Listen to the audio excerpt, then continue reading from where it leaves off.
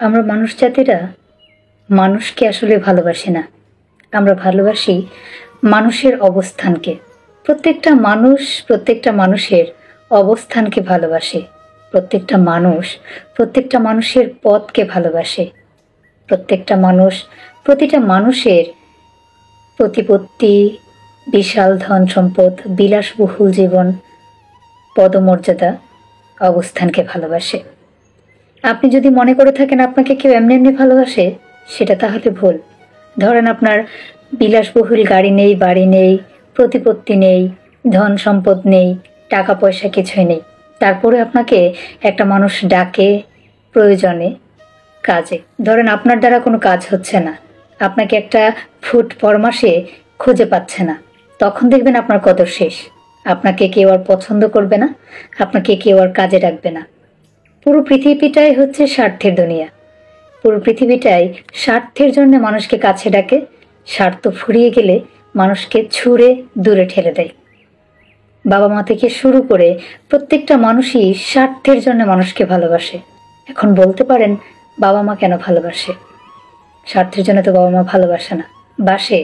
প্রত্যেকটা মানুষেরই স্বার্থ আছে। এই যে আপনাকে বাচ্চা হিসেবে পেলেছে, বড় করেছে, একটা সময় যখন আপনি ছুঁড়ে ফেলে দিবেন বাবা মাকে, তখন কি আপনাকে আপনার বাবা মা পছন্দ করবে?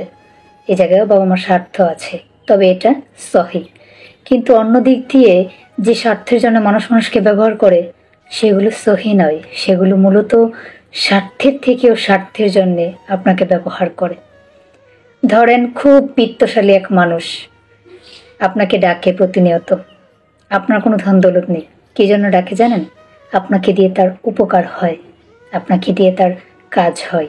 এই যে আপনি নিম্ন শ্রেণীর মানুষ আছেন, আপনিও কিন্তু স্বার্থের জন্য তার কাছে ছুটে যান।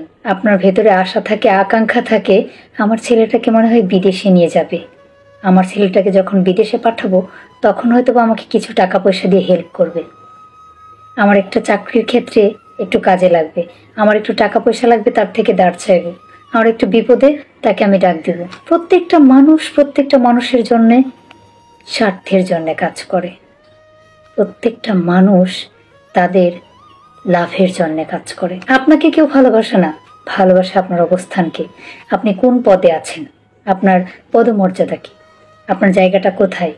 আজকে আপনি কোনো কাজ না করেন, বেকার ঘুরেন, আপনাকে কেউ মনেও করবে না, কেউ পাত্তাই দিবে না। আজকে ধরেন আপনি একটা রেলের অ্যাটেন্ডেন্ট হয়েছেন, রেলগাড়িতে যে অ্যাটেন্ডেন্ট থাকে সেটা হয়েছেন, আপনাকে পদে পদে ফোন দিবে, মনে করবে বারবার। কেন জানেন?